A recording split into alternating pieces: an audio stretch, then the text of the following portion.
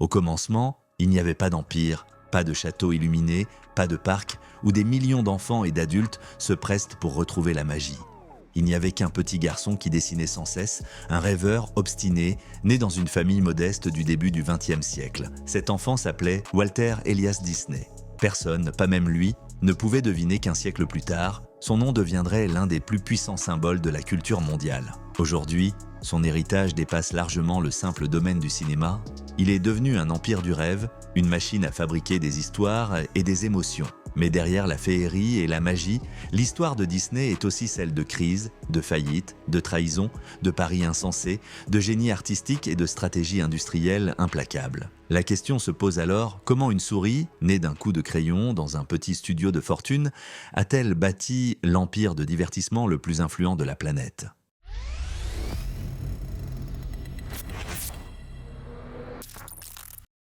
Pour comprendre cette ascension, il faut remonter à l'année 1901 dans un quartier populaire de Chicago. Walt Disney naît dans une famille des modestes. Son père, Elias, est un homme sévère, souvent en proie à des difficultés financières. Sa mère, Flora, incarne davantage la douceur et la stabilité.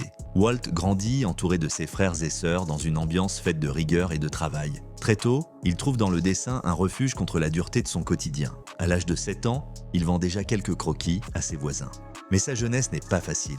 Son père, souvent malade et incapable de stabiliser les revenus familiaux, oblige ses enfants à travailler dur. Cette discipline forge le caractère de Walt, mais nourrit aussi son envie d'échapper à la monotonie par l'imagination. Adolescent, Walt découvre l'art des caricatures et rêve de devenir illustrateur. Mais l'histoire prend un tournant décisif en 1918, lorsqu'il s'engage dans la Croix-Rouge en falsifiant son âge pour partir en Europe comme conducteur d'ambulance. Là-bas, il ne combat pas, mais il dessine, encore et toujours, sur ses véhicules, sur des carnets, pour ses camarades. Au retour, il décide de se consacrer pleinement à l'animation. Ses débuts semi-mou sont marqués par des échecs cuisants.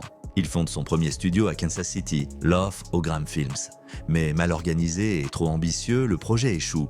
Walt fait faillite. À ce moment précis, il aurait pu abandonner et choisir une carrière plus stable. Mais l'échec n'est pas la fin pour lui, c'est une école. Avec seulement $40 en poche, il part à Hollywood, la capitale du cinéma, où il espère faire sa place. Là, il retrouve Ub Iwerks, un animateur de talent qui devient son bras droit.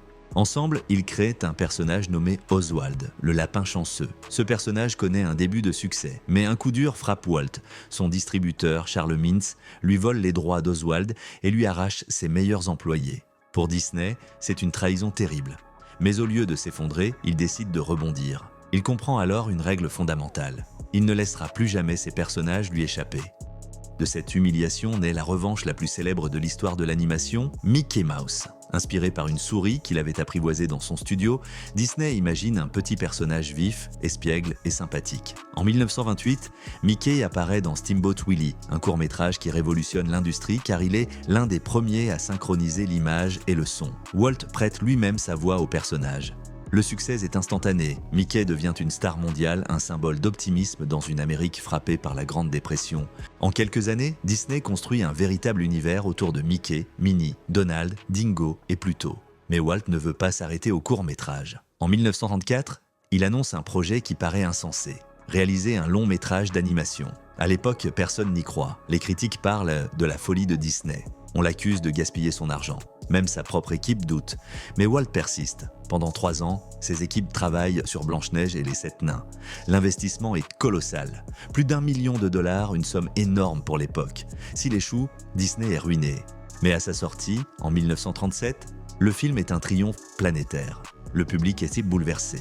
Pour la première fois, un dessin animé a fait pleurer des spectateurs. L'industrie change à jamais. Walt Disney devient le roi de l'animation. Ce succès ouvre l'âge d'or de Disney. Dans les années suivantes sortent Pinocchio, Fantasia, Dumbo et Bambi. Chaque film est une prouesse artistique, mais tous ne rencontrent pas le succès commercial immédiat. Fantasia, par exemple, coûte très cher et dérange une partie du public.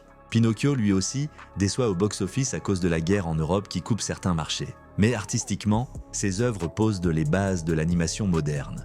Puis, la Seconde Guerre mondiale éclate. Les studios Disney sont réquisitionnés.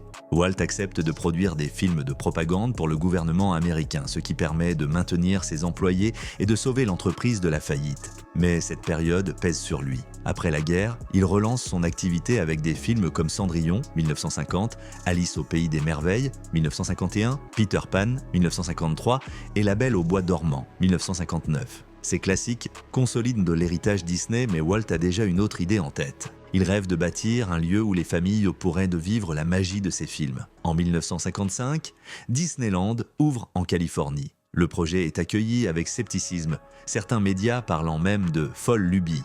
Mais dès son ouverture, le succès est phénoménal. Des millions de visiteurs affluent. Walt n'a pas seulement inventé un parc d'attractions, il a créé un monde parallèle où la fiction devient réalité. Dans les années 60, il prépare un projet encore plus ambitieux. Epcot, une ville futuriste qui mélangerait innovation technologique et communauté idéale. Mais en 1966, Walt Disney meurt d'un cancer du poumon. Il avait 65 ans. Sa disparition plonge l'entreprise dans l'incertitude. Beaucoup pensent que Disney ne survivra pas sans son créateur. Les années 70 et 80 sont difficiles, les films rencontrent moins de succès. L'entreprise semble dépassée. Certains financiers tentent même de racheter Disney pour la démembrer. Mais l'arrivée de Michael Eisner et Jeffrey Katzenberg change la donne. Ils modernisent les studios, relancent l'animation et transforment Disney en une machine industrielle et culturelle. C'est la renaissance Disney. Entre 1989 et 1999 sortent La Petite Sirène, La Belle et la Bête, Aladdin, Le Roi Lion, Mulan et Tarzan. Ces films deviennent des classiques instantanés. Le Roi Lion, notamment, explose tous les records et devient une référence mondiale. Disney ne se contente plus de l'animation. L'entreprise rachète des studios, s'étend dans les médias, crée Disney Channel et se diversifie. Dans les années 2000, elle frappe encore plus fort avec des acquisitions stratégiques. En 2006, Disney rachète Pixar, le studio derrière Toy Story et Le Monde de Nemo. En 2009, c'est Marvel qui rejoint l'Empire. En 2012, Disney s'offre Lucasfilm et la saga Star Wars. En 2019, c'est au tour de la 21st Century Fox. Chaque rachat élargit le pouvoir de Disney, qui devient le maître incontesté du box-office mondial. Mais la domination de Disney suscite des critiques. Certains accusent l'entreprise de tuer la diversité culturelle et d'imposer un monopole sur le cinéma. Les polémiques éclatent sur la représentation des minorités, sur le traitement des employés, sur les choix créatifs parfois jugés trop commerciaux. Malgré tout, Disney continue de séduire. Le lancement de Disney+ en 2019 confirme son pouvoir. En quelques années, la plateforme conquiert des dizaines de millions d'abonnés. Aujourd'hui, Disney n'est plus seulement une société de divertissement, c'est une puissance culturelle. Ses films façonnent l'imaginaire collectif. Ses parcs attirent des millions de touristes. Ses produits dérivés envahissent les foyers. Ses personnages sont immortels. Derrière la magie, il y a eu des échecs, des crises et des sacrifices. Mais ce qui reste, c'est une évidence. Disney est devenu un langage universel. Alors, comment une souris est-elle devenue un empire?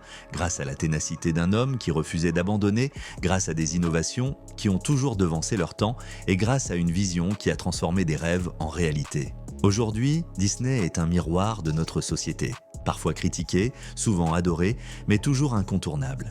Et si son histoire nous enseigne quelque chose, c'est que les plus grands empires naissent souvent d'une idée minuscule. Une souris, un rêve, et la conviction qu'aucun obstacle n'est insurmontable. Le cinéverse vous a raconté l'histoire, mais la magie, elle, continue de s'écrire.